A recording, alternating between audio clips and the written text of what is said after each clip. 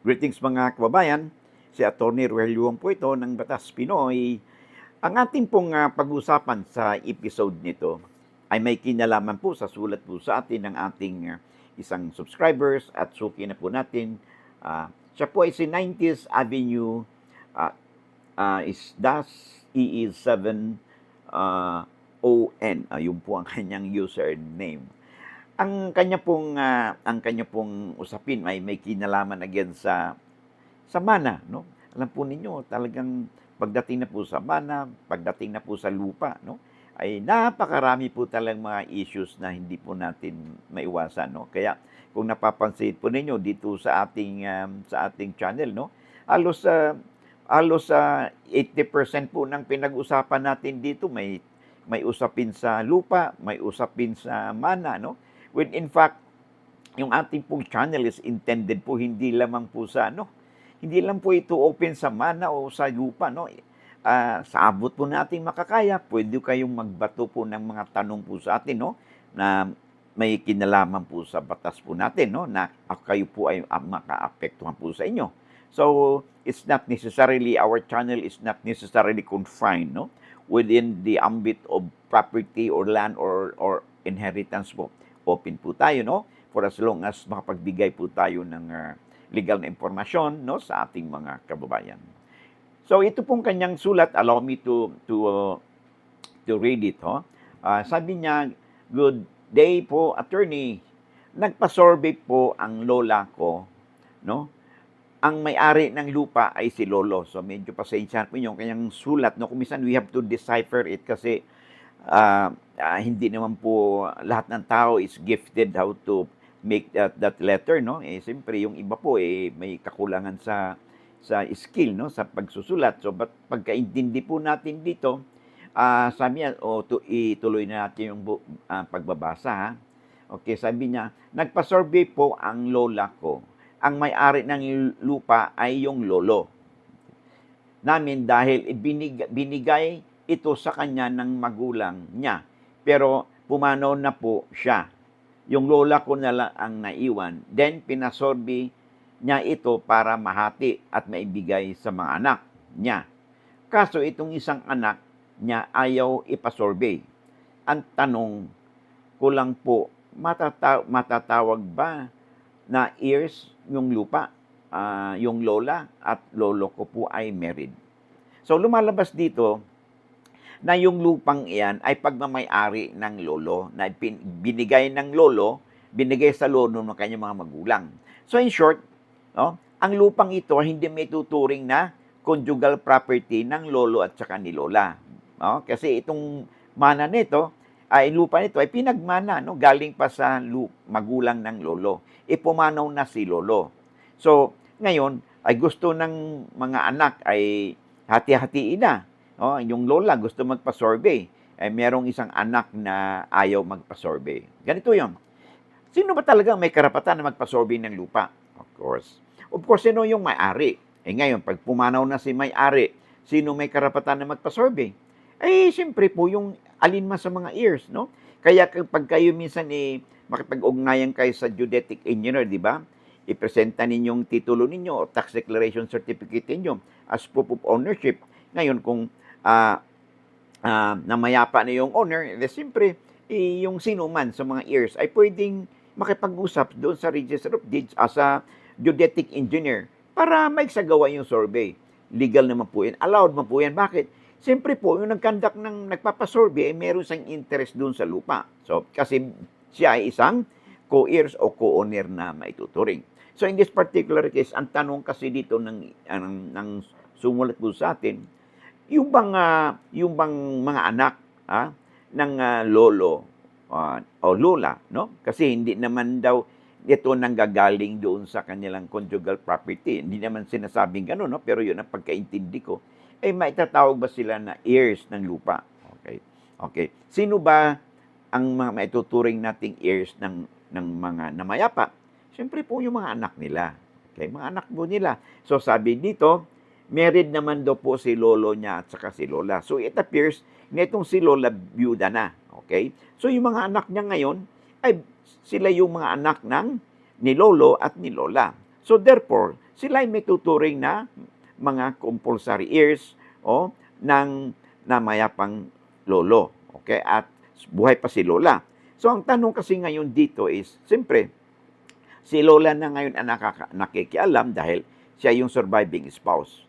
Pero doon sa meron dong isang anak na ayaw magpa-survey. Kahit na ayaw po niya, pwede na pong ipagpatuloy ang pagpa-survey. Okay? Hindi na pwedeng i-hostage yung pagpa-survey dahil sa isang anak ayaw lang. Kahit pag sa ganitong situation po, medyo magulo po yan dahil sa halip na hindi na kailangan pang pumunta sa korte, kundi sa pamamagitan lang ng extrajudicial settlement, no? Gagawin ang dokumento sa lawyer, ay magkakasundo na yung mga heirs doon sa kanilang hatian. But in this particular case, kung meron mang isa sa mga heirs, no, ay hindi po pumapayag sa ganyang partihan, o merong heirs na minor pa, o merong tinatawag nating last will and testament po si namayapa na, hindi po pwede yung extrajudicial settlement, no?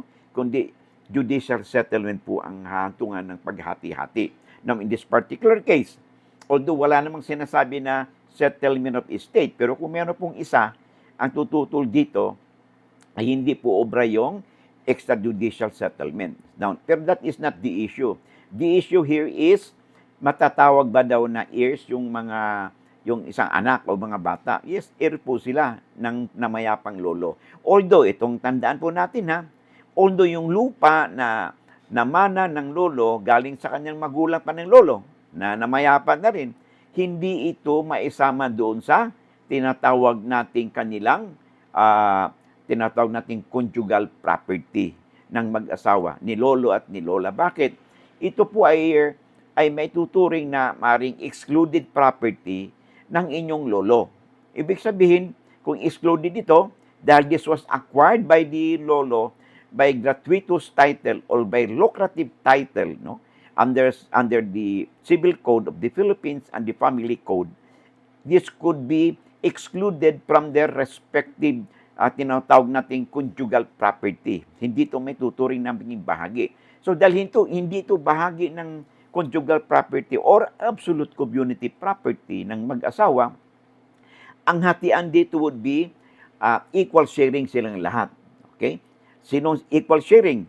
Ay kasama si lola at yung lahat ng mga anak. Equal sharing sila or pro rata. So yun po ang pagbabasyan sa partihan. Ibang usapan yun kung pag-conjugal property or absolute community property yung property ng pumanaw na. Ang ibig sabihin, ibig sabihin po nito, iba din po ang magiging formula dun sa partihan. Tandaan po natin ulitin natin. Pag conjugal property po, no, or absolute community property, yung lupa o mga ari-arian, ang mangyari, iba po yung formula. Ang formula po dyan ay yung kalahati po ng lahat po ng naipundar ng mag-asawa. Okay? Ito ay maaaring maituturing na conjugal property. Okay? Or absolute community property. So, ang hatian po dito, yung kalahati po niyan ay mapupunta dun sa surviving spouse bilang kanyang conjugal share. Okay? Share niya yun. Yung natirang kalahati, ito na ngayon yung tinatawag nating legitim ng mga compulsory heirs. Sino yung compulsory heirs? Siyempre yung surviving spouse at lahat po ng mga anak niya, equal sharing po sila. So yung po pagkakaiba Okay, ulitin natin. Kung hindi naman po bahagi ng conjugal property, yung lupa ng pumanaw na, pero lupa niya yon ay entitled pa rin mag-inherit yung kanyang mga compulsory heirs. Sino yon? Surviving spouse at lahat ng mga anak. Pero ang formula sa hatian is equal sharing na kaagad lahat. Wala na yung kalahati mapunta sa surviving spouse o kanyang conjugal share. Hindi na po ito yung angkop na formula dahil nga po ang property nito ay may tuturing na excluded property, no, or exclusive property ng isa sa mag-asawa. So therefore, ang hatian is pro rata sharing sa lahat. Pag sinabing pro rata, equal sharing po ang lahat. Yan po ang ating tatandaan. I hope nasagot po natin, no? ang katanungan po sa atin, no? Ng ating subscriber. So bago tayo magpatuloy, no? Sa kapapasok pa lang, kung hindi pa kayo subscribers, dahil alam po ba ninyo, ayon sa datos po ng YouTube, more than 60% po ng ating nanonood ay hindi po sila subscribers. Ngayon, kung if you find our videos interesting and informative, hindi naman po siguro kalabisan pag ako po hihingi po sa iyo na isang click lang po. Isang click, isang subscribe, share, and like po. And then, upang sa ganun, matulungan po ninyo ang inyong abang lingkod na mapalawig pa natin ang ating advokasya, na makapagbigay po tayo ng legal na impormasyon o kalaman sa ating mga kababayan. Maaring sila ay mga kaibigan po ninyo, kamag-anak po ninyo, kakilala ninyo, or they could be their neighbors, upang sila din, no, ay may mapulot sa ating mga pinag-usapan. For all you know, maaaring ang pinag-usapan po natin dito, one way or the other, ay makapag-relate po sila or meron din pong kinalaman sa kanilang mga issues nila, no? And in the process, ay makakatulong po kayo, no? Ganun din sa atin, yung lingkod na mapakapagbigay po tayo ng legal na impormasyon o kalaman sa ating mga kabayan, sa ating kapwa. Kaya sabi natin, di ba, lagi, lamang na ang may alam sa batas. So bye for now, and I hope to see you again, no? In the next video. Of course, bago tayo magkalimot, kung hindi pa kayo nakapag-subscribe, share and like, and of course, pakishare naman po at pakiclick po yung notification bell upang sa ganun, pag may mga updates po tayo, you'll be duly notified at wala po kayong mamimiss. Bye for now. God bless.